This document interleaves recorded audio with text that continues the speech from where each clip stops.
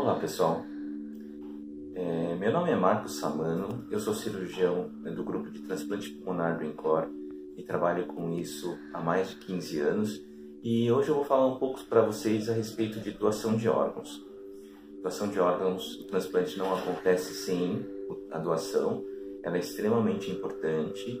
Nós vivemos num país em que os números de doação são bons, mas poderiam ser melhores.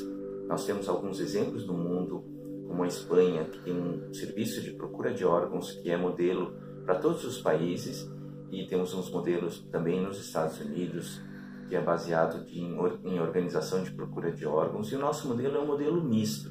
E há alguns estados que doam muito, que o número de doação aumentou muito, como foi o caso de Santa Catarina e o caso do Paraná.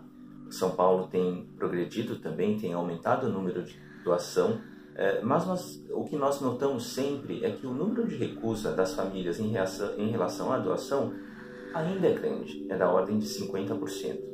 Então, um dos passos que a gente deve enfrentar e deve aumentar é diminuir o número de recusa familiar à doação. A gente tem que sempre lembrar que uma doação de órgãos salva 8 vidas, lembrando do coração, pulmão, pâncreas, rins, fígados, pele, córnea, ossos. Então é extremamente importante as famílias terem conscientização a respeito deste processo, né? É um processo doloroso, é um processo difícil, é um processo em que no momento de fragilidade nós precisamos conversar a respeito dessa questão da doação, mas se a gente levar em consideração essa possibilidade de auxílio a outras pessoas, a 8 novas vidas, isso se torna extremamente importante. Então, o primeiro recado que eu quero dar para vocês é da importância da doação de órgãos.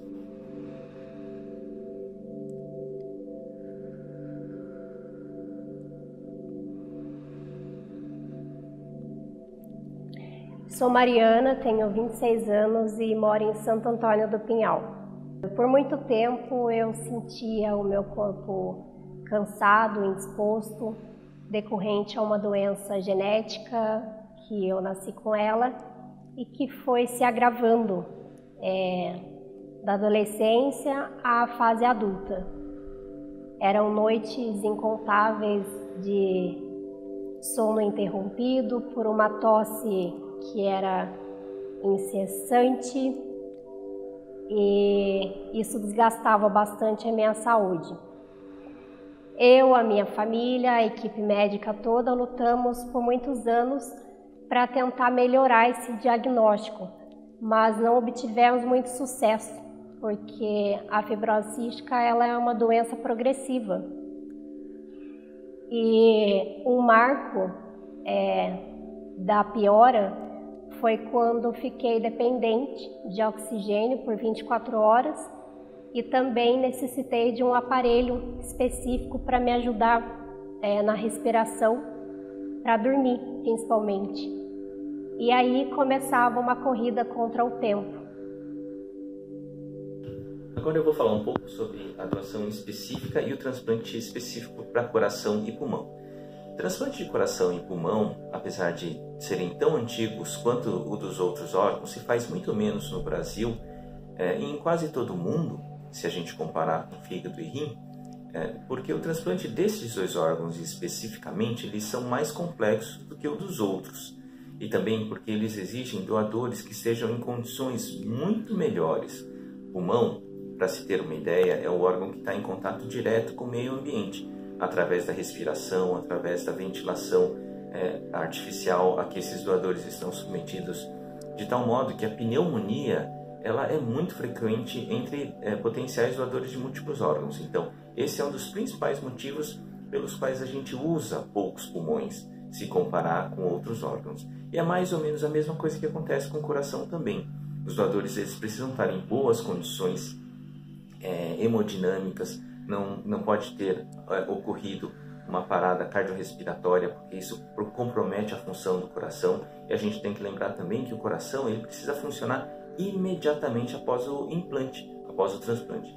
Então, esses dois motivos fazem com que estes dois órgãos, em específico, eles tenham números menores do que os dos outros órgãos. Então, a questão da qualidade do doador. O doador não pode ser somente um doador, ele tem que ser muito bem cuidado, ele tem que ser muito bem manuseado, ele não pode ter pneumonia, ele tem que estar funcionando adequadamente, né, para se utilizar. E esse é o motivo pelo qual o número de transplantes de órgãos, notadamente coração e pulmão, eles são menores que os dos outros órgãos. Em decorrência dessa doença que estava se agravando, eu fui ficando cada vez mais dependente do oxigênio. Os meus pulmões já não respondiam conforme era esperado, né? Conforme deveria ser, com o uso desse oxigênio. E já bastante debilitada, precisando de muitas internações, foi até uma fase que eu fiquei mais no hospital do que em casa. Os médicos ficaram muito preocupados, nos chamaram para uma reunião e foi onde a gente soube que já não havia mais um avanço, né? Já não existiam mais ferramentas que pudessem curar e melhorar a minha doença. Então foi quando disseram para nós da necessidade de um transplante pulmonar bilateral, que nada mais é do que a troca dos 2 pulmões.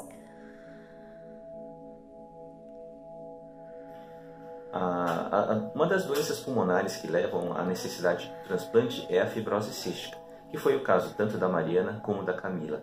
A fibrose cística é uma doença congênita, ou seja, a pessoa nasce com a genética já direcionada à manifestação dessa doença. E os pulmões são um dos órgãos que são mais acometidos pela fibrose cística, e que leva a um quadro de infecções pulmonares de repetição e uma destruição do pulmão ao longo do tempo, de tal modo que, na idade adulta, muitas vezes antes, mas a maior parte dos pacientes na idade adulta acabam precisando da realização de um transplante de pulmão.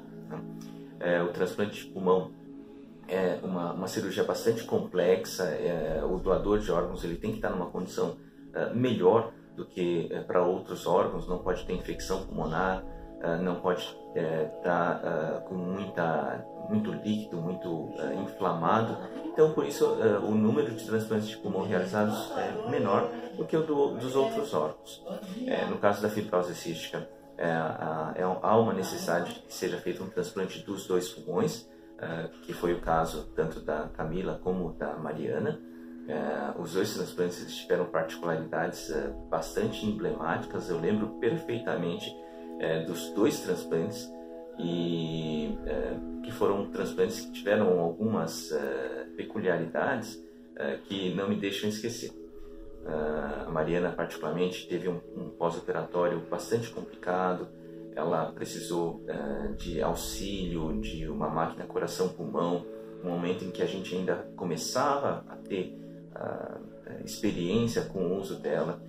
No entanto, a gente observou ao longo do tempo essa recuperação da função do pulmão dela, e hoje ela tem uma vida absolutamente normal, precisando tomar alguns medicamentos contra a rejeição, obviamente, mas uma qualidade de vida absolutamente normal.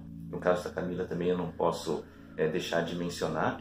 O transplante dela também foi bastante peculiar, porque embora foi antes do transplante da Mariana, a Camila foi uma das primeiras pacientes em um nível de gravidade que ela chegou, em que a gente questionou se a gente ainda deveria fazer o transplante ou não. Tão grave ela chegou no nosso serviço. No entanto, também um excelente exemplo de como o transplante pode mudar e pode salvar a vida de uma pessoa.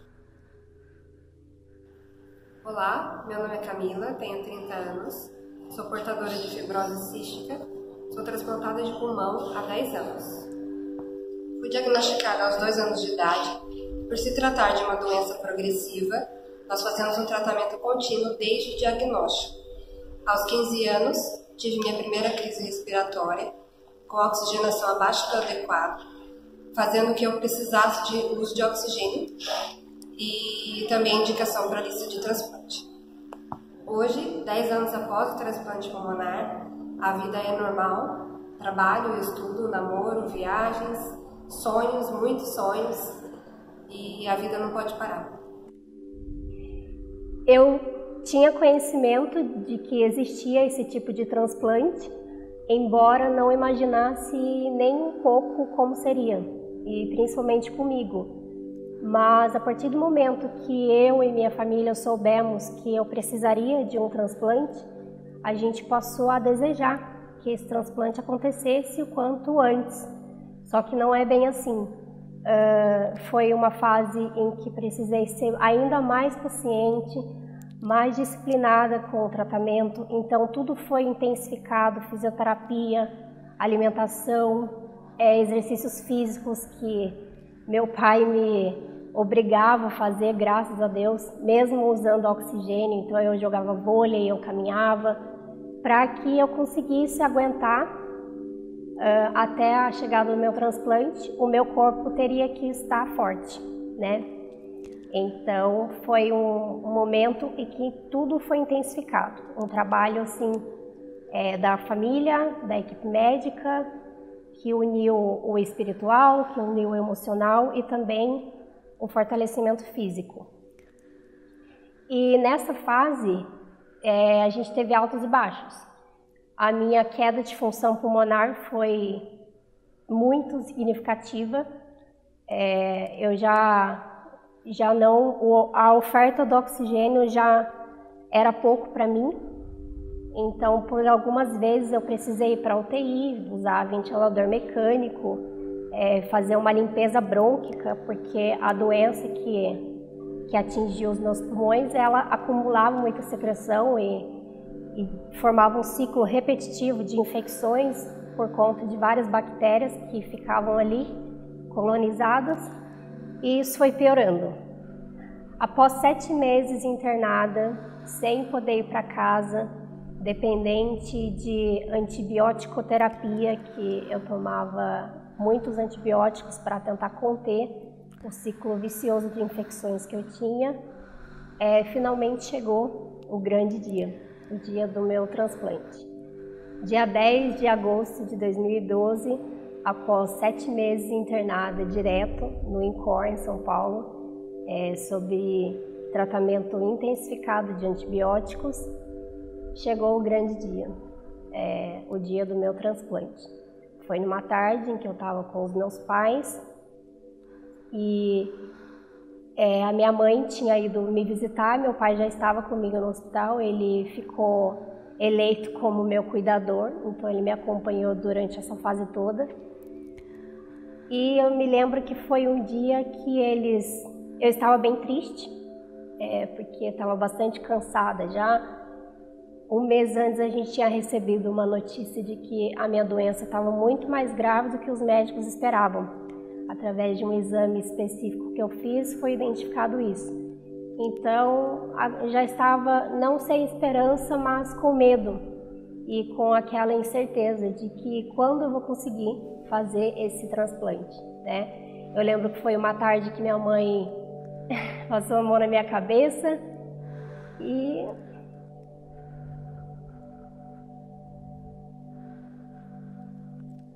peraí.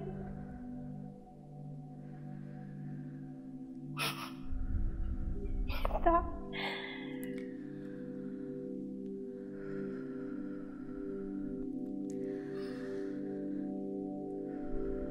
Minha mãe passou a mão na minha cabeça, rezou por mim e disse: filha, seu transplante vai chegar. E ele vai chegar o quanto antes. A gente está aqui, está todo mundo unido, a gente está fazendo o que pode, os médicos também, as suas irmãs, eu tenho 2 irmãs. E eu estava tão triste naquela tarde que eu nem ouvi o que ela falou. Então, assim, tudo que ela falou eu não absorvi, de verdade. Aí eles foram embora para minha cidade e eu fiquei lá, né? Esse dia eu pedi para o meu pai ir embora porque ele sempre ficava comigo e eu tinha dó dele ficar o tempo todo no hospital, dormindo, tomando banho, comendo comida de hospital, enfim. E eu pedi para ele: pai, vai embora, descansa. Eu acho que era uma terça-feira. E na sexta você volta para passar o final de semana comigo. E ele aceitou, com dor no coração, porque ele não gostava de me deixar, mas ele aceitou. Aí eles foram embora. Aí quando foi mais ou menos umas 17 horas, 5 horas da tarde, quase horário de janta, porque o hospital a gente janta super cedo. Eu estava sem fome nenhuma, não tinha fome mesmo, em decorrência das infecções. E a moça da Copa chegou e falou: Mari, eu tô trazendo a sua comida. Eu, que coisa, né? Sem a mínima vontade, mas enfim. Só que aí, logo em seguida, entrou o médico, o Dr. Rafael, que é um médico muito marcante também na minha vida. Todas as notícias mais importantes que eu tive, ele que deu. E ele entrou no quarto e falou: Mari, provavelmente o seu transplante vai ser hoje. Aí eu olhei para os olhos dele, respirei fundo e não caiu a minha ficha na hora. Eu fiquei parada, olhando: como assim, doutor? Ele falou assim: olha, tem um suposto doador para você que já está aqui no hospital, a gente está analisando os pulmões. Se tiverem saudáveis e for totalmente compatível com você, eles serão o seu.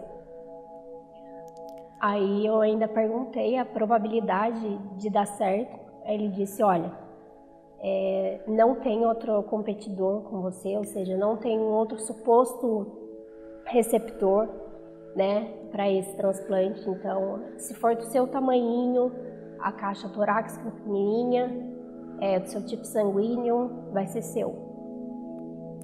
E aí começou aquela ansiedade danada. Eu fiquei ali com o notebook ligado, escutando música, mas não prestava atenção, falando com as minhas irmãs no MSN na época, né? Não prestava atenção também. Eu ficava o tempo todo esperando. Aí quando foi 11 horas da noite, entrou uma outra médica no plantão, emocionada, porque ninguém mais aguentava me ver naquele hospital. E ela já entrou efusiva no quarto, me abraçando, quase me derrubou da cama. E falou: é seu transplante hoje, moça. Hoje você vai trocar esses pulmões. Aí foi choque, né? Eu fiquei muito, muito, muito feliz. Já entraram várias enfermeiras, fisioterapeutas, o pessoal todo do plantão entraram no quarto. A gente já começou aquela bateria de exames que precisa fazer para poder descer para o centro cirúrgico. E eu não acreditava. Eu só não pulei porque eu não tinha fôlego, porque senão eu teria pulado, com certeza. Aí liguei para os meus pais, eles já estavam na minha cidade, e liguei para uma amiga minha de São Paulo, que me fez prometer que eu ligaria para ela quando chegasse esse dia. E assim aconteceu. Essa amiga foi no hospital, me acompanhou. Eu não consegui ver os meus pais, porque não deu tempo, né? Então eu entrei para o centro cirúrgico falando com a minha mãe no celular e falando: olha, mãe, estou entrando. Agora minha vida está nas mãos de Deus. E assim foi. Foram 14 horas de cirurgia, um sucesso, graças a Deus. Me lembro que eu acordei na UTI no outro dia, muito, muito, muito emocionada. Eu nunca senti isso antes. Era um alívio que eu sentia, era um peso que tinha tirado de todo o meu corpo, do meu espírito, do meu coração, que eu não imaginei que fosse tirar, que eu não fosse sentir mais isso. Me lembro que eu passei a mão aqui no corte, né, que eles fazem, e eu sentia o curativo e eu não acreditava. Eu falava: meu Deus, eu não acredito. De novo. E eu falava: não acredito que eu tô transplantada.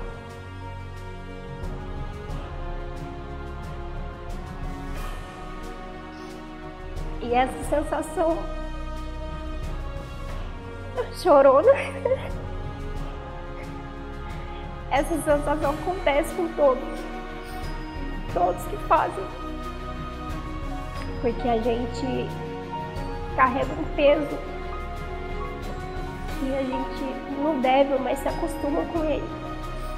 Então, no meu caso, era o peso para respirar. A respiração que a gente inspira e expira, a gente nem sente. mas quando a gente sente essa falta de ar, que a gente lembra que a gente respira, que a gente tem 2 pulmões que precisam estar saudáveis para manter a gente vivo. E quando eu me dei conta de que eu não iria mais precisar desse peso para puxar o ar, que essa pedra tinha sido tirada do meu peito, eu fiquei muito, muito, muito emocionada, fico até hoje, né? É um assunto que mexe muito mesmo. Aí me lembro que eu fui sendo acordada aos poucos, né? Foram me tirando sedativo, eu ainda estava entubada. E tem todo um processo, enfim, que precisa ser feito para poder tirar o tubo. Aí eu queria ver a minha família e eles não queriam deixar, porque a gente, quando faz a cirurgia, a gente não pode se emocionar, senão pode afetar o coração, enfim. Aí lembro que eu vi os meus pais entrando, que já tinha sido estubado, tirado o tubo, e foi um outro momento muito emocionante. Me lembro dos olhos do meu pai e da minha mãe. A minha irmã também estava, não deixaram ela entrar, mas enfim. E aqueles pulmões cor-de-rosa que o médico, o cirurgião, sempre falava para mim na porta do quarto que ele iria me trazer, realmente chegaram. Não foi fácil, foi com muito custo para eu conseguir. Foi um trabalho muito dedicado, que toda a equipe, que eu também tive que ter muita persistência, porque eu tive um pós-operatório complicadíssimo, mas tudo concorreu para o bem.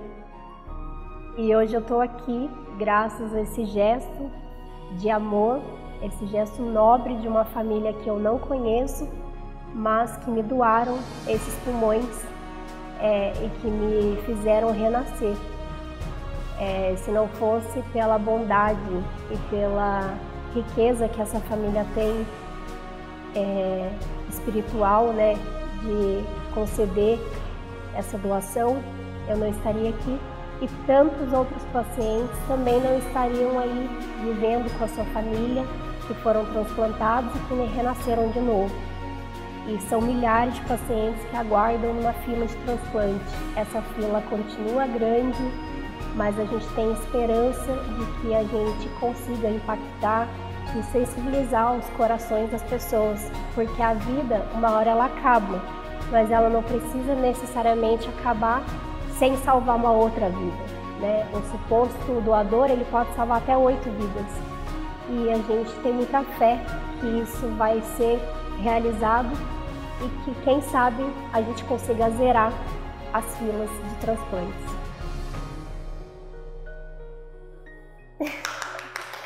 Gente...